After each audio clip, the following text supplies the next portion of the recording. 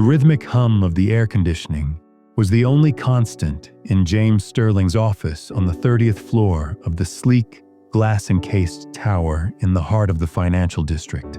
Below, the city sprawled like a meticulously rendered blueprint of ambition and commerce.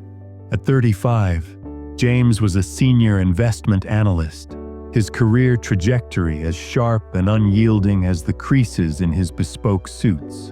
His days were a blur of high-stakes calls, complex spreadsheets, and the relentless pursuit of the next big deal. He had the corner office, the impressive bonus, and the envy of many, yet an insidious emptiness gnawed at him. Each successful merger felt less like a triumph and more like another brick in a wall he hadn't chosen to build.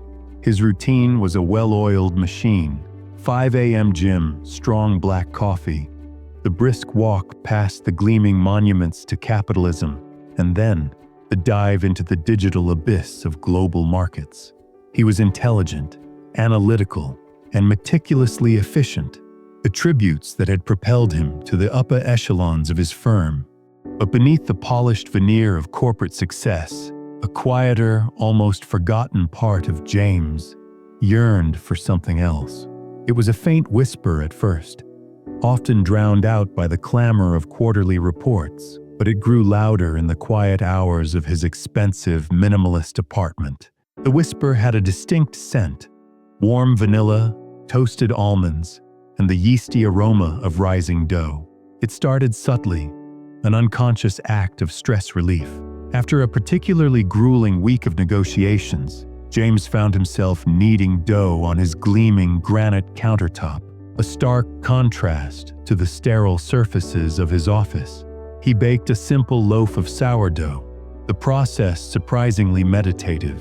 The warmth of the oven, the transformation of raw ingredients into something tangible and delicious. It was a kind of magic he hadn't experienced in years.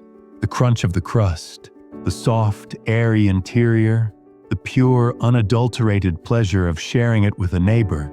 It was a joy far removed from closing a multi-million-dollar deal. His secret hobby grew. His apartment began to smell less of polished wood and more of cinnamon rolls and artisanal loaves. Friends and colleagues, initially amused by James the baker, soon found themselves eagerly awaiting his weekend creations. "This is better than anything you can buy," they'd exclaim, oblivious to the profound shifts occurring within him. Each compliment was a small chisel chipping away at the corporate edifice he'd built around himself. The turning point arrived during a particularly brutal M&A cycle.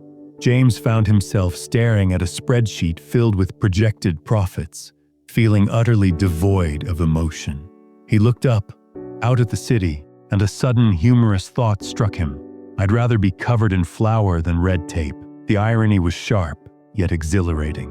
That evening, he typed out his resignation letter, his fingers surprisingly steady. The reactions were a predictable mix of shock and concern. His boss called it a midlife crisis. His parents worried about his future. "Are you serious, James? Baking? What about your pension?" they'd cried. He smiled gently. "My pension will be in smiles and freshly baked bread." He sold his apartment, traded his suits for aprons, and exchanged the concrete jungle for a charming, slightly dilapidated storefront in a vibrant, tree-lined neighborhood known for its community spirit. The Daily Loaf opened its doors 6 months later. The early days were a blur of 3 a.m. alarms, flour-dusted clothes, and the steep learning curve of entrepreneurship. There were burnt batches, miscalculated proofs, and moments of doubt when the financial district's siren call seemed almost appealing. But then, a child's delighted squeal over a gingerbread man, an elderly woman's grateful nod for her favorite rye, or the easy camaraderie with his morning regulars would wash away any lingering regrets. He learned the rhythm of a small business, the nuances of customer service, and the profound satisfaction of crafting something with his own hands. James, the man who once moved millions on a screen, now meticulously sculpted croissants, his concentration absolute. The humor came in the occasional flower fights with his new, equally passionate assistant, or the time he accidentally put salt instead of sugar in a batch of muffins. He was constantly learning, constantly evolving.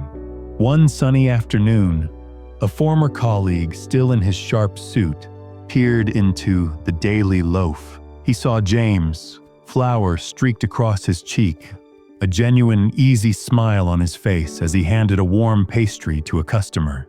"James," he began, "you look different, happy."